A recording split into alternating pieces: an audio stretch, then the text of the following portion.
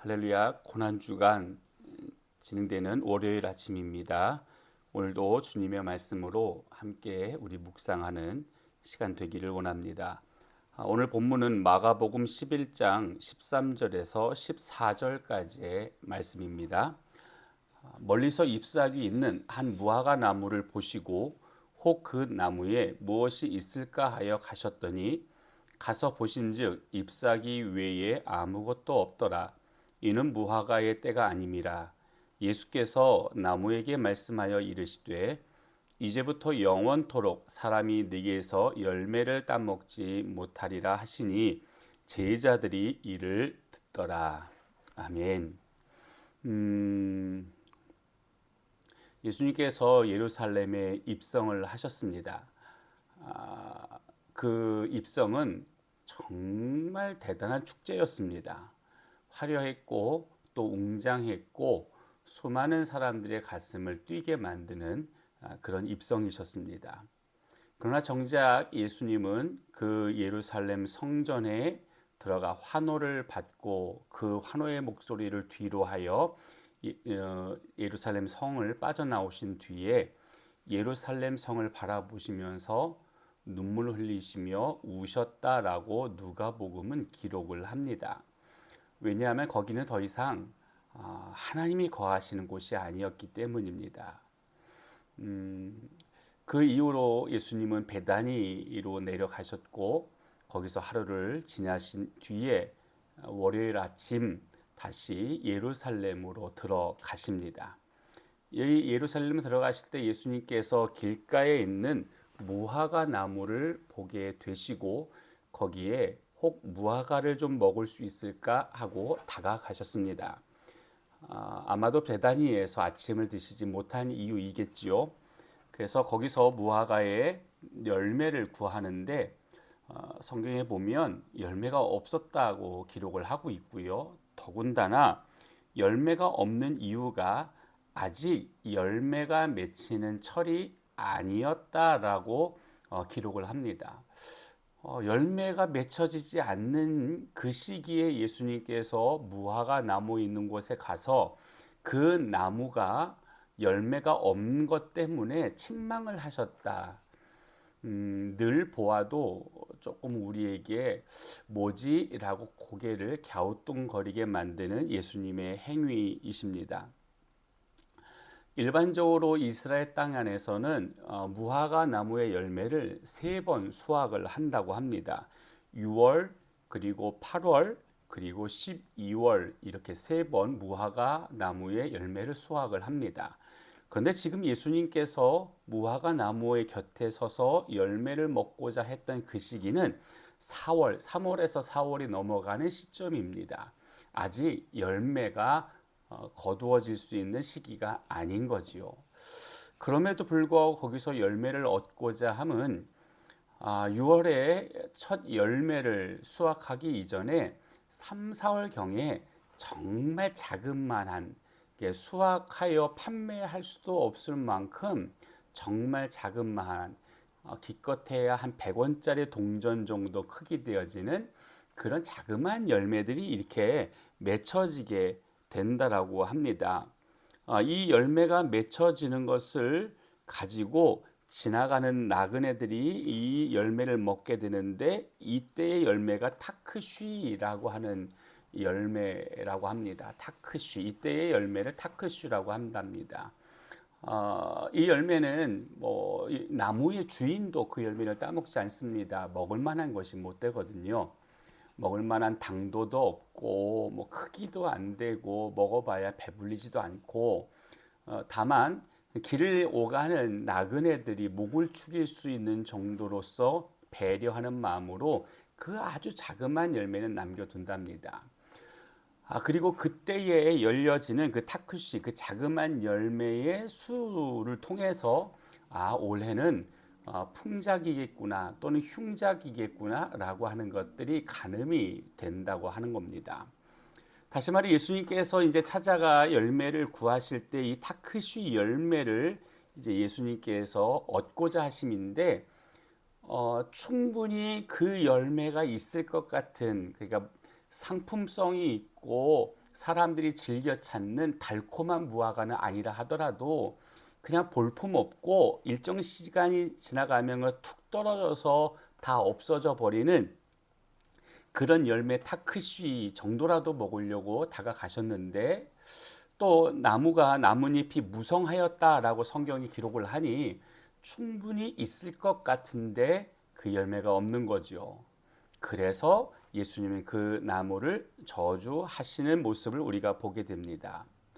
그 이전에 우리가 말씀 속에서 나누었던 예루살렘의 입성과 예루살렘을 빠져나올 때의 예루살렘 성을 바라보시면서 눈물을 흘리셨던 그 모습과 이 무화과 나무의 무성한 무화과 나무의 열매 없음을 보고 그 나무를 책망하는 이 모습은, 이 이야기는 사실은 서로 연관성이 있는 그런 의미 있는 내용들이라고 생각을 합니다.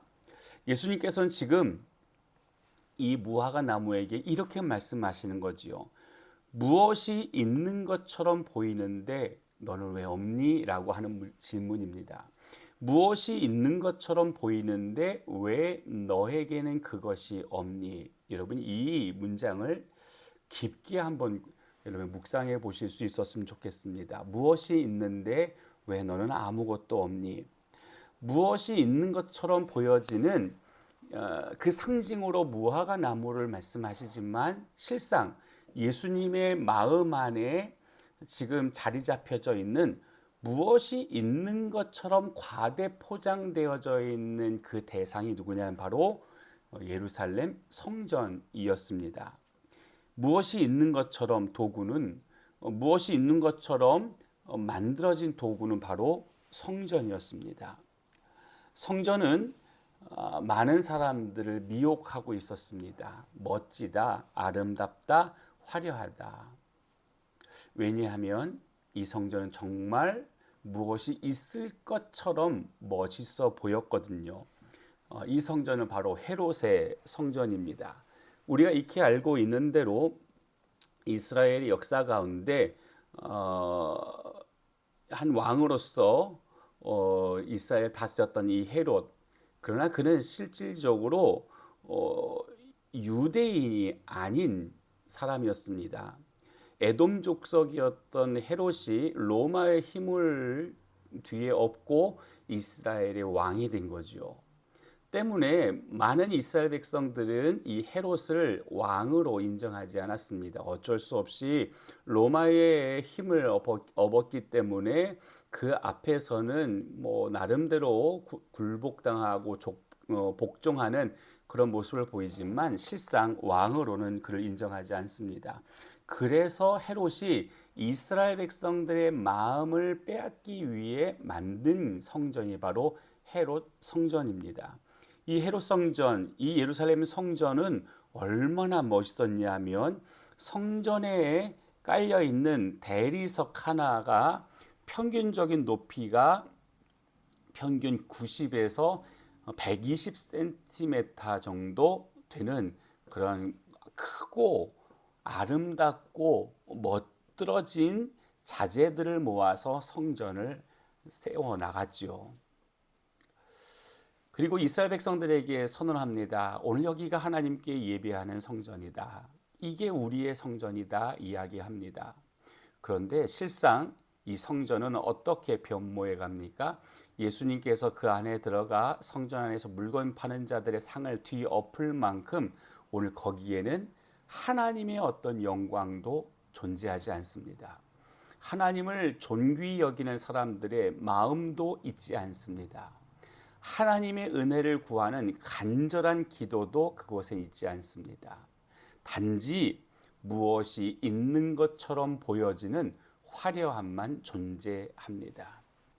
예수님은 무화과 나무를 책망하실 때에 바로 예루살렘 성전을 향한 책망을 대신하여 상징적으로 그 행위를 하고 계신 것이고, 또 오늘 이 시간 이 말씀을 받는 우리에게도 너는 무엇이 있는 것처럼 보여지는 화려한 존재이니 아니면 너는 정말 무엇이 있는 그리스도인이니? 라고 우리에게 질문하고 계시는 겁니다. 사랑하는 믿음의 성도 여러분, 오늘 하루를 지나갈 때 우리가 주님 앞에 진솔해질 수 있었으면 좋겠습니다. 우리는 정말 무엇이 있는 사람인가? 우리 안에 하나님이 계신가? 우리 안에 그리스도의 은혜는 있는가? 내가 성령님의 인도하심을 받는 그 거룩을 유지하기 위해, 우리 안에 그 거룩이 다시 회복되기 위해 내 안에 하나님을 모시고 있는가? 아니면 나는 화려한 그리스도인의 태도에 대한 부분들은 있지만 내 안에 주님은 없는 텅 빈 그리스도인은 아닌가? 오늘 우리가 이 말씀 안에서 무엇이 있는 것처럼 위장된 그리스도인이 아닌 정말 하나님 당신이 계신, 예수님 당신이 우리 안에 나를 다스리고 계신 바로 그 사람 되어질 수 있도록 오늘 우리가 겸손히 주님을 구하는 하루가 되어질 수 있기를 원합니다. 기도하시겠습니다. 좋으신 아버지 하나님, 아무것도 구할 수 없었던 그 무화과 나무, 사실 예수님은 나무를 저주하고 계신 게 아니라 아무것도 없는, 뭔가 있는 것처럼 위장되어져 있는 예루살렘 성전을 꾸짖고 계십니다. 하나님의 영광이 있어야 되는데, 하나님의 은혜가 있어야 되는데, 주님의 그 사랑과 주님의 임재하심이 그곳에 가득 있어야 되는데, 외향적으로 단장된 화려함은 있지만 하나님은 도대체 찾아볼 수 없는 그 성전을 나무라시는 것처럼 혹시 오늘 우리의 교회를 주님이 그렇게 바라보고 계시지는 않은지 우리의 모습을 돌아볼 수 있게 도와 주옵소서. 무엇이 있는 것처럼 위장된 교회, 위장된 성도가 아닌 내 안에 하나님 계신 교회, 하나님 계신 성도, 그 삶을 살아낼 수 있는 우리가 되게 하여 주옵소서. 예수님의 이름으로 기도합니다. 아멘. 사랑하는 믿음의 성도 여러분, 오늘 주님과 함께 동행하는 하루 되기를 원합니다. 내 외향적인 모습으로 무언가 있는 것처럼 살아가는 존재가 아닌 정말 우리 안에 하나님 계신 바로 그 사람으로 우리가 살아갈 수 있기를 원합니다.